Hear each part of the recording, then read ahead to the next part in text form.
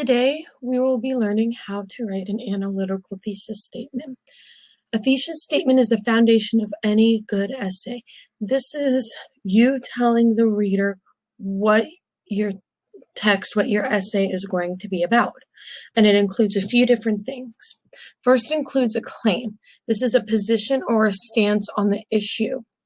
So if we are writing if the Boston Massacre was a massacre or not, this is where you say, yes, it was a massacre, no, it was not a massacre. Then you need to include at least two supporting arguments or reasons.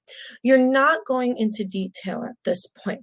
You're not providing quotes or evidence.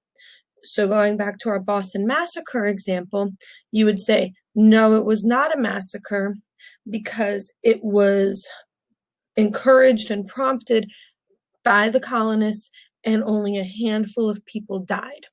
That's it. You're going to dive more into that information in your essay. This is you just saying to the reader, these are the two reasons that we're going to explore throughout the essay.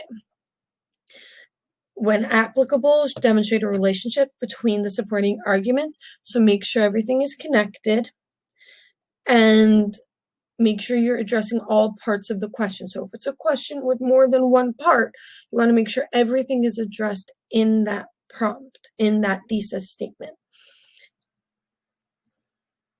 Here's an example of a thesis statement. We have our prompt right here.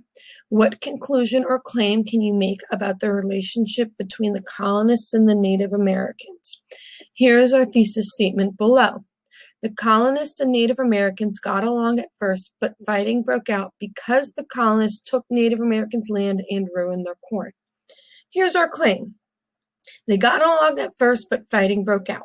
So I'm expecting in the essay to show, for the writer to show how at first they got along, but eventually fighting did break out between them.